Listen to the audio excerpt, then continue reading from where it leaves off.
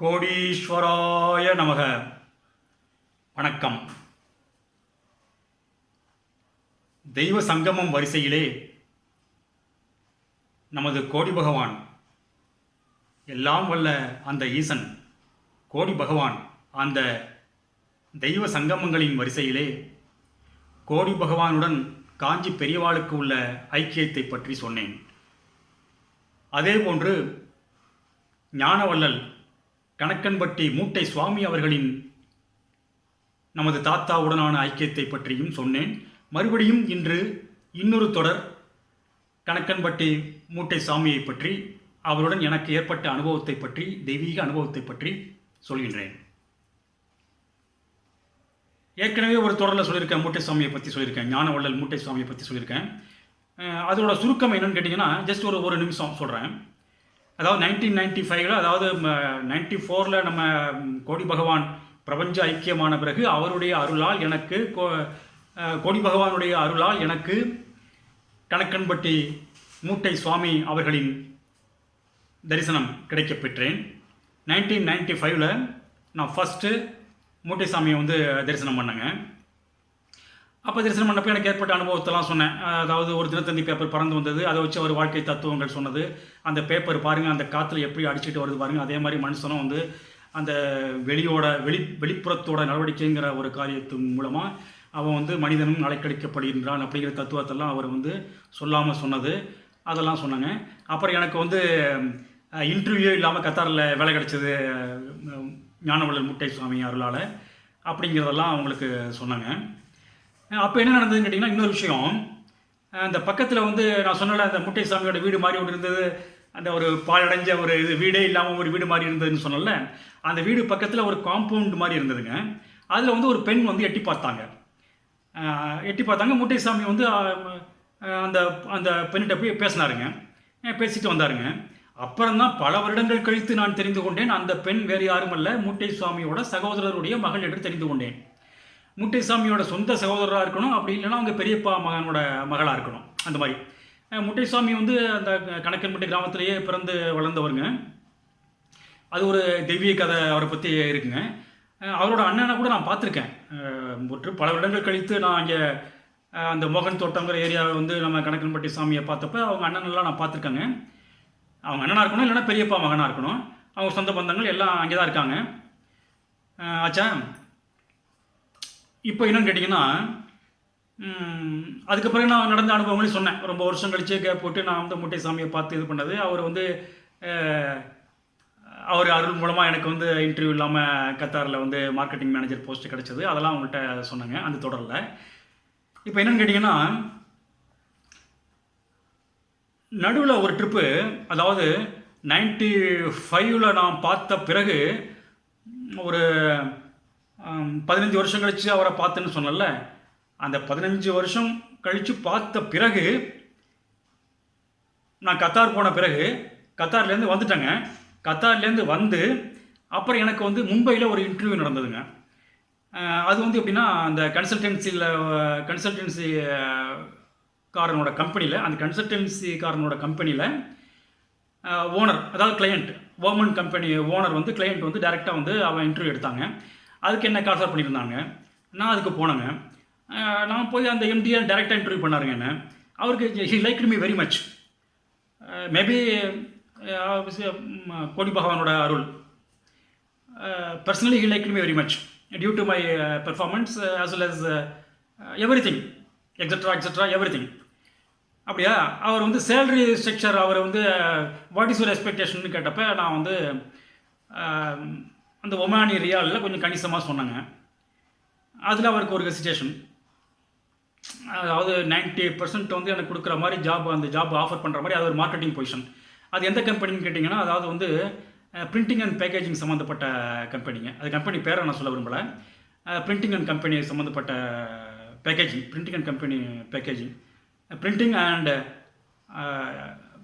Packaging அந்த மாதிரி சம்மந்தப்பட்ட கம்பெனிங்க. அது அந்த எம்டிஏ டேரெக்டாக இது பண்ணார்.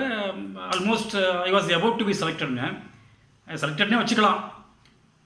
Salary structure, what is your expectation, என்னோட சேலரி எக்ஸ்பெக்டேஷன் கேட்டப்போ நான் just I was somewhat in higher side. Regarding salary. அதில் வந்து அவர் கொஞ்சம் ஹெசிடேட் பண்ணாருங்க. பட் இருந்தாலும் நான் வந்து எனக்கு நம்பிக்கை இருந்தது. ஏன்னா அவரோட ரியாக்ஷன் மற்றும் வந்து அவரோட எனக்கு அவர் பண்ண ரிப்ளை எல்லாமே வந்து highly positive. Almost I was about to be selected. அப்படியாச்சா. அப்புறம் இந்த சேலரி எக்ஸ்பெக்டேஷன் கேட்டு இது பண்ணப்போ சரி ஓகே நீங்கள் வெயிட் பண்ணுங்கள் அப்படின்னு சொன்னாருங்க முதல்ல. அப்புறம் வெளியில் வெயிட் பண்ணாங்க. அதாவது அவுட் ஆஃப் அவங்க அவர் உட்காந்துருந்த அவுட் ஆஃப் ஆஃபீஸ் நான் வந்து வெயிட் பண்ணாங்க. வெயிட் பண்ணுறப்ப அவரே வந்து எல்லாம் இது முடிஞ்ச உடனே மற்றவங்களாம் இன்டர்வியூ பண்ணி முடிஞ்ச உடனே அவரே ஸ்பாட்டுக்கு நான் உட்காந்துருந்த இடத்துக்கு வந்து Ramnathan just I will tell you positively it seems to be okay 100% okay but some formalities are there அப்படின்னு அவரே டேரெக்டாக வந்து சொன்னாருங்க. அதனால் வந்து I hope I got the job அப்படின்னு நினச்சி நான் வந்துட்டேங்க.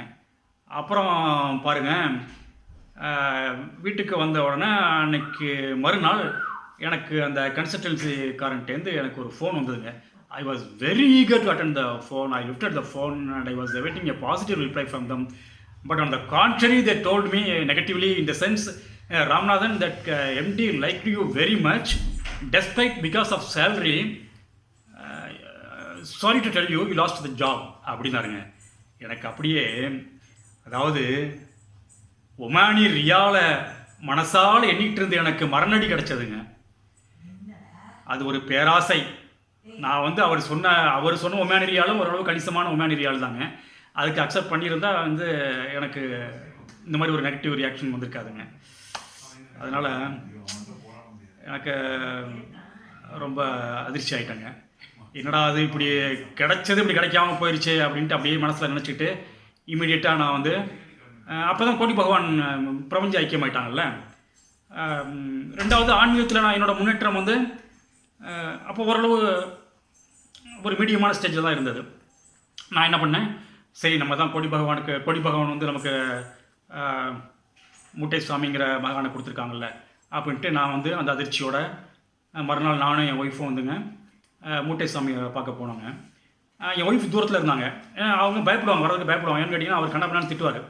நான் அதுக்கெல்லாம் பயப்பட மாட்டேன். ஏன்னா அந்த திட்டு எனக்கு ஒரு அமிர்தம் மாதிரி தான். அது உணர்ந்தவங்களுக்கு தெரியும். அது அந்த மூட்டை சுவாமி திட்டெல்லாம் வந்துங்க, அதெல்லாம்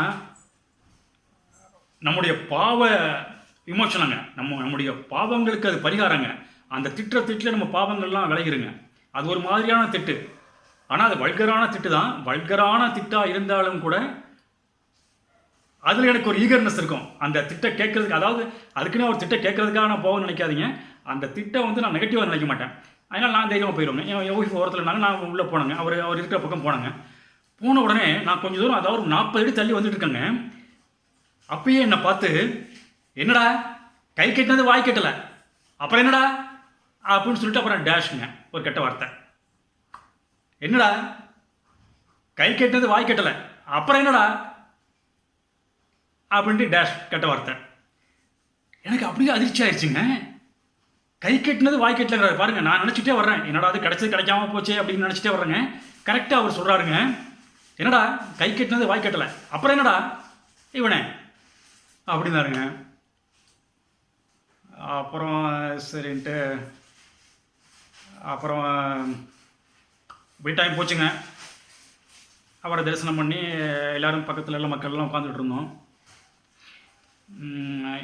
ஒரு 6-7 மணி ஆயிடுச்சுங்க. அப்படியே அவரை பார்த்து உட்காந்துட்டு இருந்தோம்.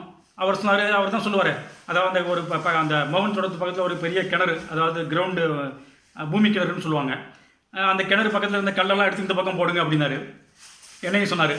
நாங்கள்லாம் அந்த கல்லெல்லாம் எடுத்து இந்த பக்கம் போட்டோங்க. அதெல்லாம் ஒரு உழைப்பு மையமாக வச்சு ஏதோ சம்திங், அதில் ஒரு காரணம் இருக்குங்க. அதில் ஒரு பிரம்ம ரகசியமோ அல்லது பிரம்ம காரணமோ ஏதோ ஒன்று இருக்குங்க. அதெல்லாம் வந்து சித்தர்கள் பண்ணுற காரியங்கள்லாம் விளையாட்டு இல்லை. நமக்கு வந்து அது ஒரு ஜோக்காக தோணுங்க. சில பேருக்கு ஜோக்காக தோணும். But everything meaningful. நம்ம வந்து அது சாதாரண நினைக்கக்கூடாது. இந்த கல்லெல்லாம் எடுத்து போடுங்க அப்படின்னாருங்க. கல்லெல்லாம் எடுத்து போட்டோங்க. போட்டோன்னு கொஞ்சம் நேரம் கழிச்சு அவரே வந்தாருங்க. நாங்கள் பக்கத்தில் வந்து பேசிக்கிட்டு இருந்தோங்க. பேசிக்கிட்டு இருக்கப்ப ஒரு பிராமின் அம்மா, அவங்க அறிமுகம் எங்களுக்கு கிடச்சதுங்க. அந்த பிராமண அம்மா வந்து மூட்டை சாமிகளோட தீவிர பக்தைங்க அந்த அம்மா. அந்த அம்மா எங்கள்கிட்ட மூட்டை சாமியை பற்றி சொல்லிட்டு இருந்தாங்க.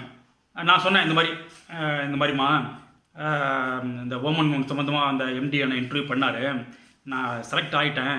பட் இந்த உமானி ரியால் சம்மந்தமாக எக்ஸ்பெக்டேஷன் கேட்குறப்ப நான் அவங்க கூட சொல்லிட்டேன். பட் அது வந்து பாருங்கள் பேராசை பெருநஷ்டமாக போயிடுச்சு. நான் அப்படியே என்னடா அது கிடைச்சது கிடைக்காம போயிடுச்சுன்னு நினைக்கிறேங்க. கரெக்டாக அவர் சொல்கிறாரு, கை கட்டினது வாய் கட்டலையே போடா அப்படிங்கிறாருங்க அப்படின்னு சொன்னேன். அது அந்த அம்மா சொன்னாங்க, அதாங்க நீங்கள் முட்டைசாமி சாதாரணமாக நினச்சிட்டாங்க அப்படின்ட்டு. இந்த முட்டைசாமி கதையெல்லாம் அப்போ தான் அவங்க சொன்னாங்க. எப்படின்னு கேட்டிங்கன்னா, முட்டைசாமியோட இயற்பெயர் வந்து காளிமுத்துங்க. எனக்கு ரொம்ப வருஷமாக தெரியும், எனக்கு பல நல்ல காரியங்கள்லாம் பண்ணியிருக்காரு அப்படின்னு சொல்லிட்டு அந்த இதெல்லாம் சொன்னாங்க.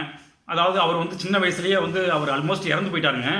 இறந்து போனவர் காலில் ஒரு அதாவது ஆல்மோஸ்ட் இந்த புதைக்க போகிற ஸ்டேஜில் வந்து அவர் கால் வந்து ஒரு அசைவு இருந்ததுங்க, ஒரு ஷேக் இருந்ததுங்க.